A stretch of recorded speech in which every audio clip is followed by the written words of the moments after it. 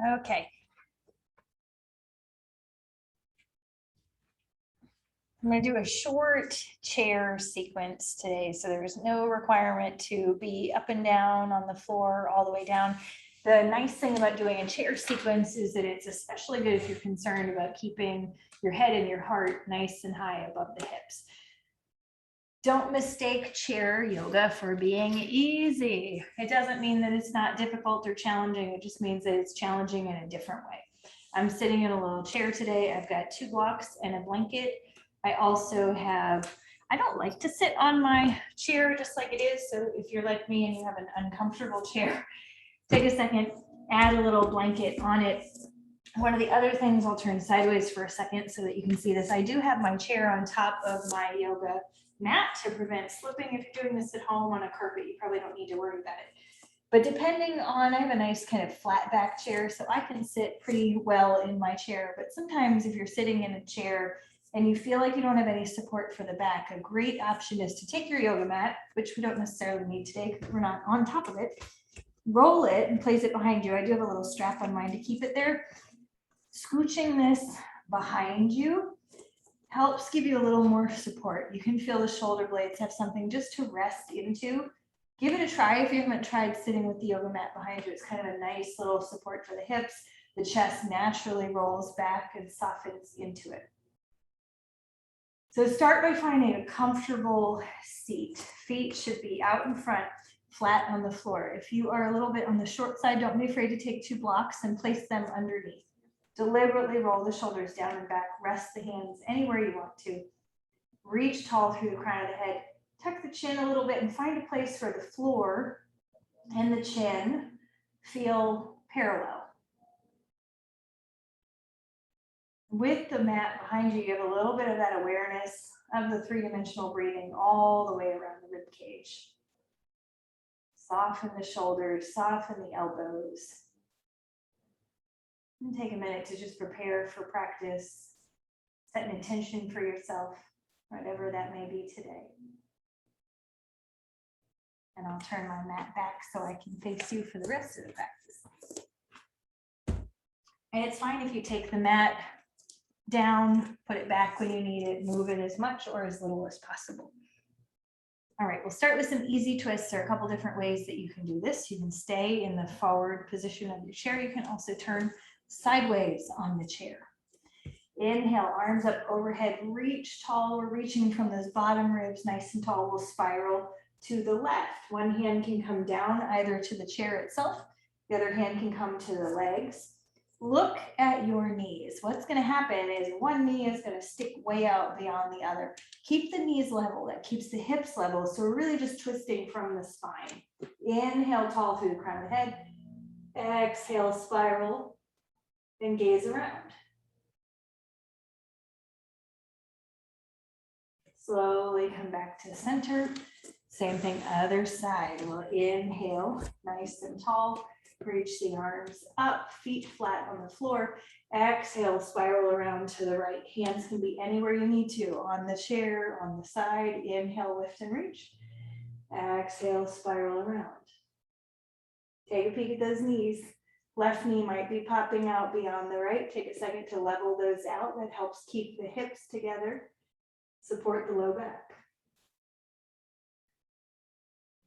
And we'll come back to center. Reach down and get your blocks. We'll start with 1 block under the left foot. Put the foot on top of it. This should lift the knee up a little bit, but it shouldn't be such a high lift that your knee is well above the hip. Just a little bit of lift. Right leg is going to come up, grab hold of the foot, and place it on top. If this is too high and not accessible or uncomfortable, take your foot off of the block and put it down low. Another option here is to scooch pretty far forward on the chair. My hips are still, I'm still sitting in the chair. Flex the feet, reclined pigeon, we do this a lot. Flex the feet, sit up nice and tall, roll the shoulders down and back. We're going to take both hands over to the right thigh. Right hand on the outside, left hand on the inside. Right hand's going to push away. Left hand's going to pull towards me. When I grab that thigh and I do this rolling action, externally rotating my thigh, the knee opens to the side. If that's too much, hang out here, hands on the shin or one hand on the foot, one hand on the leg. Inhale, lift. Exhale, start to hinge at the hips, leaning forward a tiny bit. And I'm going to turn sideways just so you can see. This is not a huge action here. Sitting nice and tall, hinging at the hips. You don't need to move very far to feel this on the side. Allow yourself a chance to marinate in the posture. Maybe take the right hand to the outside of the hip, grab hold of the hip and the thigh. You can use the fingers to dig in a little bit. You can use the heel of the hand to just rock and roll into the edge of the hip. Lift the right knee up so the legs are crossed. Left hand's gonna come to the outside of the leg, spiral around. Inhale to lift, exhale to spiral. Left hand's nice and active, subtly pushing. Come back to center. Same thing, other side. So if you like the block under the right foot, place it under the right foot. If it makes it too difficult and makes the right leg too high to lift the left leg on top of, then get rid of the block. Lift it up nice and high. Bring the ankle over far enough that you have control. The same alignment that we look for on the floor. Both feet are flexed to protect the knees. Sit up nice and tall, roll the shoulders down and back. Hands come to that left thigh. The first thing we focus on is external rotation. Right hand pulls towards you, left hand pushes away. This spiraling action here opens the left knee out to the side. Always permission to modify and do what you need to do here that feels comfortable. Maybe the hands come to the leg. Maybe we cradle the whole thing. Keep an eye on the right toes, right knee, right hip. Don't let the right knee drift towards the belly button, which it kind of wants to do. So keep an eye on it. Don't let it do that. Sit up nice and tall, hinge at the hips just a tiny bit. Same thing, you're going to feel this in the outside of the left hip. You have a hand perfectly positioned to assist you here. Squeeze into the meat, dig into the heel of the hands, anything you need to. Inhale through the nose, big open mouth exhale through the mouth. It's great in the heat of the summer months, but it's also nice anytime you generate a little bit of heat, it's like opening the steam valve, just let it out. Come back to center, left knee is gonna lift up so it drops over. Lift and lengthen, spiral to the left. Right hand's gonna come to the outside of the leg. We're not torquing too much, but we have an active hand that pushes a little bit so that we can open the chest and spiral around. Sit nice and tall, breathe tall. Add a little more on the spiral of the exhale.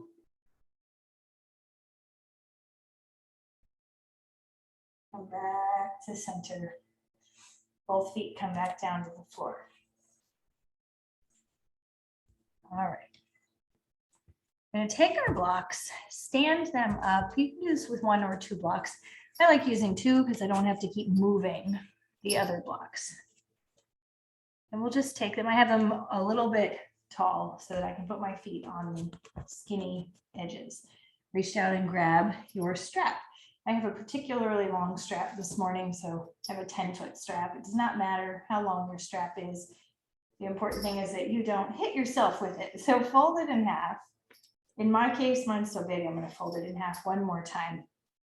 Lightly hold. This should not be a lot of pressure on the hands or the thumbs. We're lightly holding 4 fingers on top, thumb holding the strap, just enough that I can create a little tension.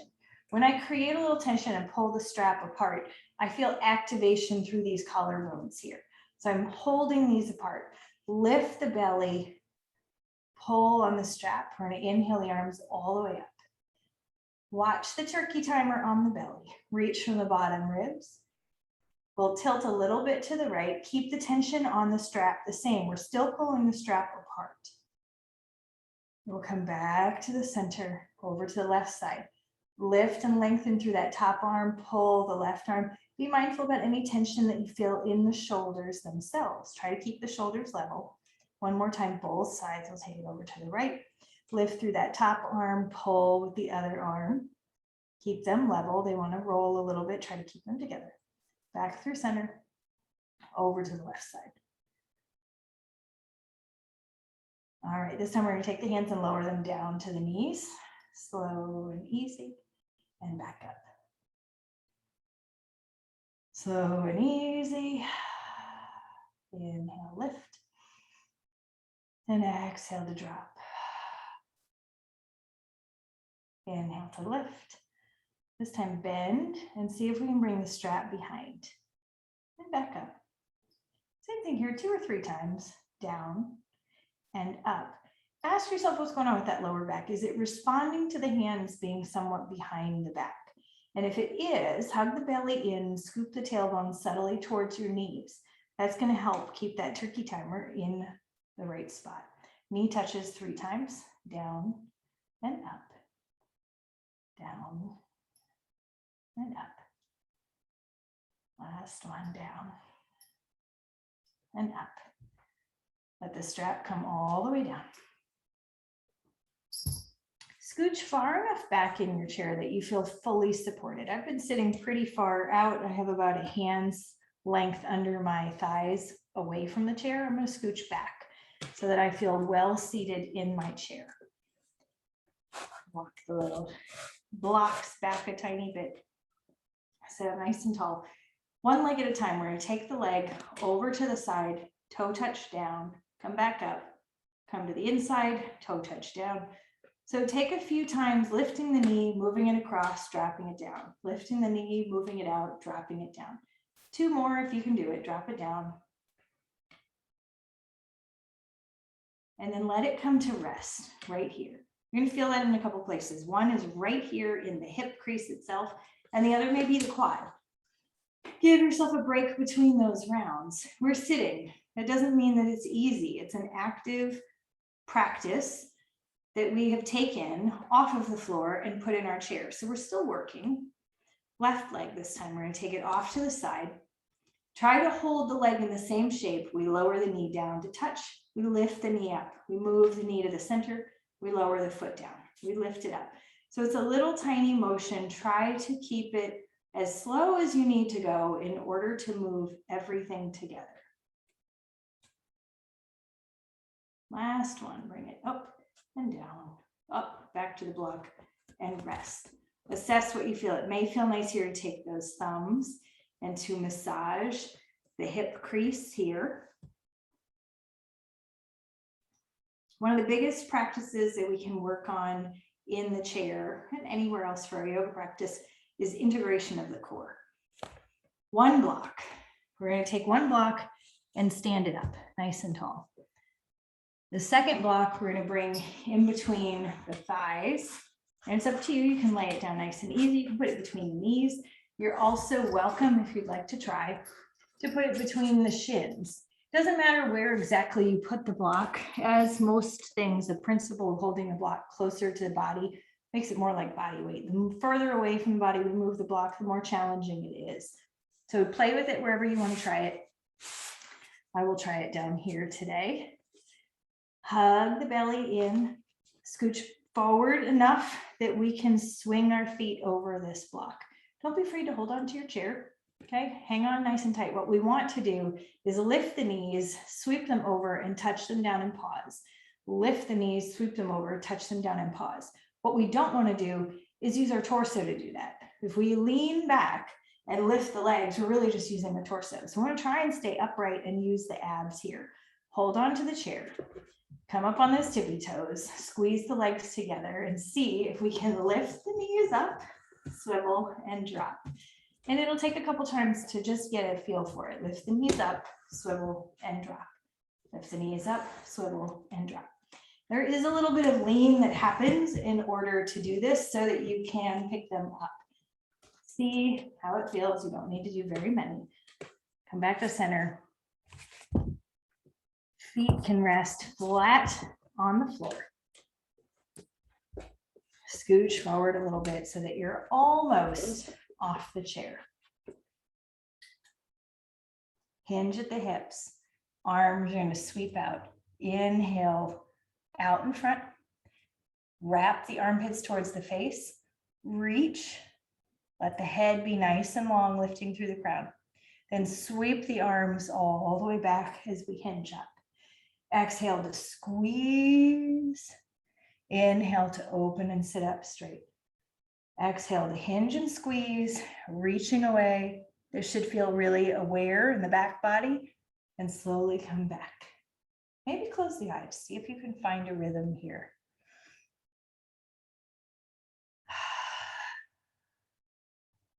Don't be afraid to push into the feet. As you hinge back up, push those feet to help you get there. And hinge back.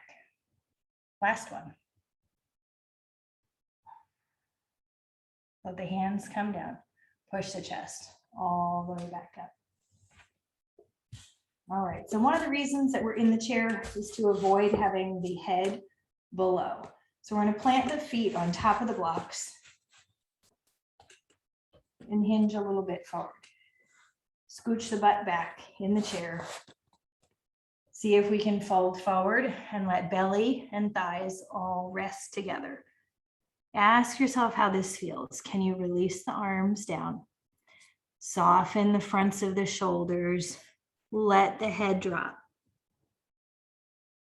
This should feel supported for the low back, nice and easy, no pressure, no work. Bring the hands up to the thighs, press all the way up. Inhale, sweep the arms up overhead. Exhale, hinge at the hips, fold back down. Sweep all the way down, let everything go. Full breath here. When you're ready, hands come to the thighs, pull the belly in, lift up. One more time, inhale, sweep up. Reach tall, exhale, hinge, fold down. Belly touches thighs, shoulders are soft, hands are heavy, full breath here.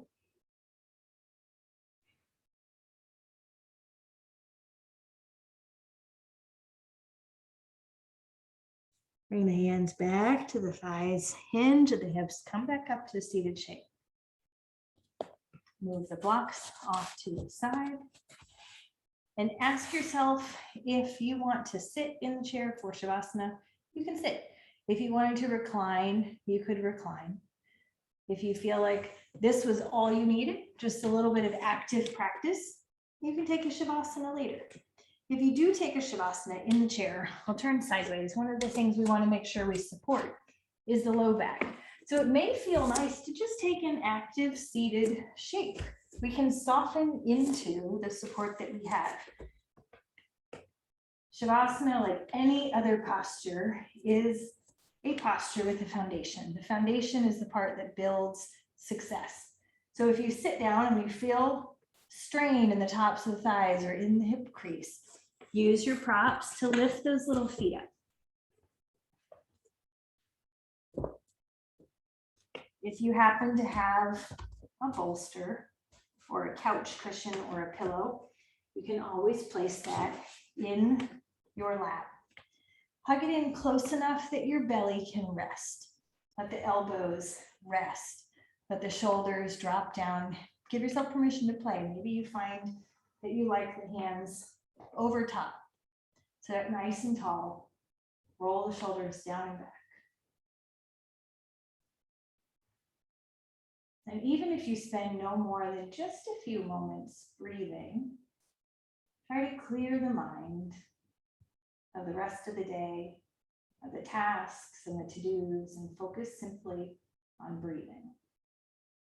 And when the rest of the conversation comes in, try repeating to yourself, I am breathing in as you inhale, and I am breathing out as you exhale. And if all you make is 5 breaths of breathing in and breathing out, let that be enough today.